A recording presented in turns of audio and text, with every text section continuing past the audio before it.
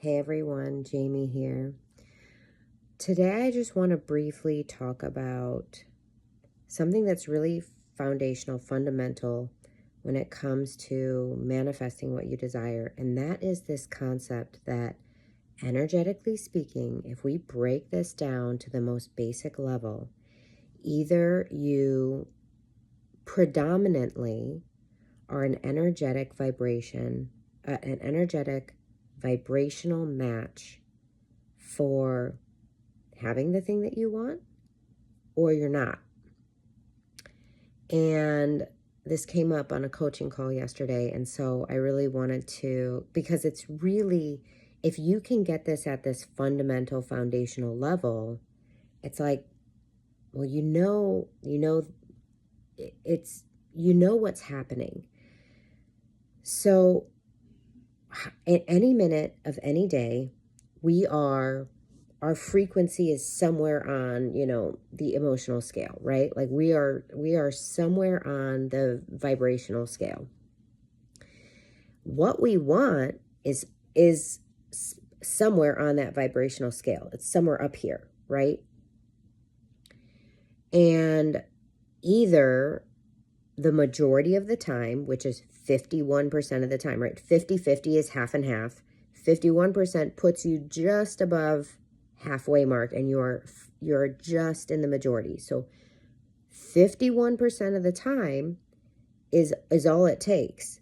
The majority of the time, your energy, your vibration, your frequency needs to be a match for you having the thing that you desire, in order for it to be a conscious, physical, something that actually manifests in your life.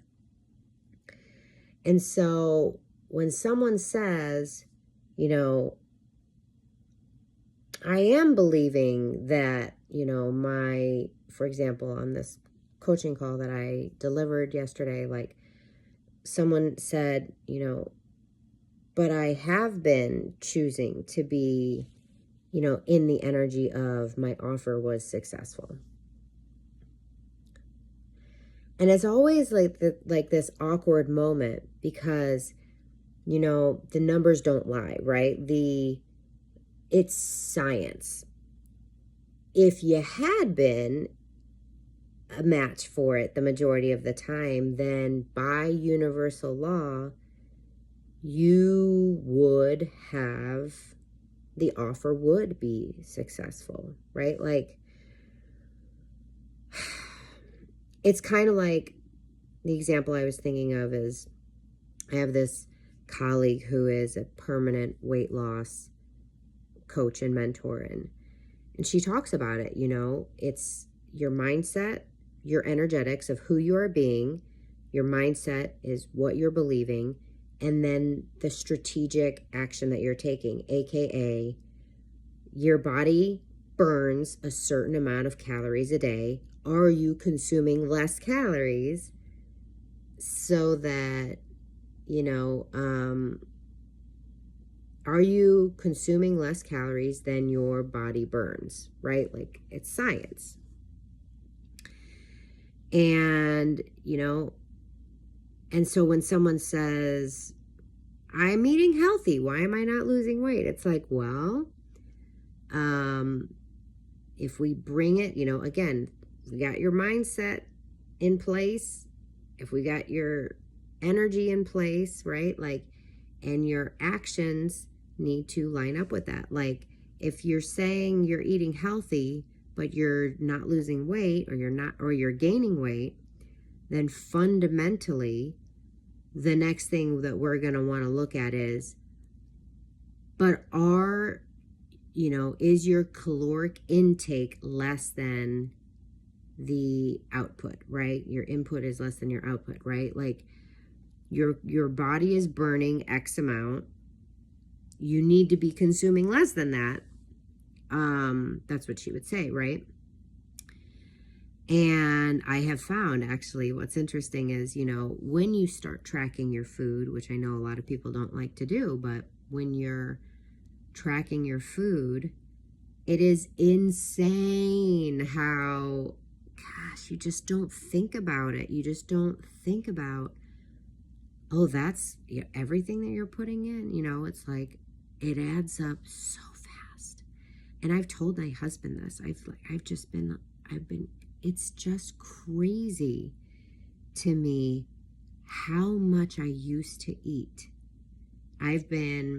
So for the last 7 months, I've been very slowly, incredibly slowly and steadily losing like 3 to 4 pounds a week. So I've lost 20 pounds. And, 3 to 4 pounds a month, not a week. Did I say a week? Anyways. And by the way, something I just literally didn't realize until this past year. I never identified as a yo-yo dieter. Never. This past year, I looked back at my life and holy shit, I was a yo-yo dieter for 20 years and I didn't even realize it. Anyways, not to get off on some random tangent there, but what I can tell you is, as someone who didn't track and then who started tracking, it is insane. When I think back, like if I made a batch of brownies, made a batch of cookies, I cannot even begin to tell you how many times I'd go back to that pan of brownies and just cut a, 1 inch by 2 inch little rectangle of brownie. You eat it, it's so good. I'm gonna have another one. So you cut another 2 inch by maybe a little bit bigger. Oh, that was so good. And then whatever, you're going through your day, come right back to that brownie tray, like, I don't know, 3-4 times a day. Those brownies, got 2 kids, husband, myself, they did not last more than a couple days. You don't really think about it. That when you're tracking your calories, you realize that tiny fucking brownie was 280 calories just packed into that tiny little brownie, And then you think, holy shit, I had like 4 of those yesterday, Like you just don't realize. You go to a restaurant and they give you a platter of fries. You just don't even realize that like 4 of those fucking fries is like 150 to 200 calories. You know what I mean? Like it adds up. And when you're someone who's 5'2", 5'3", when you have a smaller body frame and you're not some professional athlete, like that fucking plate of fries is more than half of your calories for the day. You just don't even realize. Eating out at restaurants, it's so insane. What's the point I'm making? I don't want to go off on this tangent about food. The point I'm making is we don't realize because here's the thing, when you deeply desire something, chances are it's not what you're used to having. When you deeply desire something and it's significantly different than what you know, your default is to not have the thing. So that means in order to manifest it into your life, you have to flip that switch. You know that you have not predominantly been an energetic match for having that thing. Otherwise, you would have it. So you know that by default, like when you're just running on autopilot and you're not thinking consciously and you're not choosing very consciously, you're not choosing very intentionally, when that's the case, your default is to not have it. Your default is to energetically not be a match for it. It takes conscious effort. It takes intentional thought. It takes intentionally feeling something different than what you're accustomed to feeling. So by default, you're not a match for it when it's something you deeply desire that you haven't had. And that you're very aware, like you have been the opposite. For example, if your whole life you have been overweight, it's not your default to be at your perfect weight, at your natural weight, at a lower weight.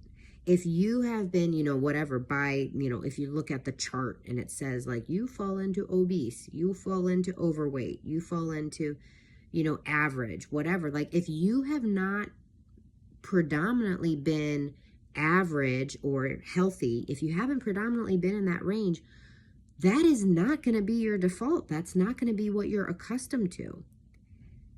And so you don't realize it, but it all adds up. And turns out you're not consciously choosing to be in the energy of the thing you want to manifest the majority of the time. Does that make sense? This is like one of those really valuable, important, fundamental things that if you can get this, it's really that simple. Okay, I need to spend more of my energy being that version of myself. I need to be in that energy of identifying and being a healthy, fit person more of the time in order for this to stick.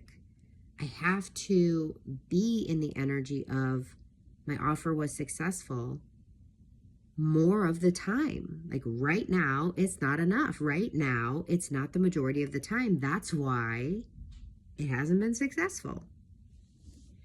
If someone says, why haven't I lost the weight yet? It's like, well, at the most basic fundamental level, you have not been an energetic match for having that weight loss the majority of the time, 51% of the time. Does that make sense? So,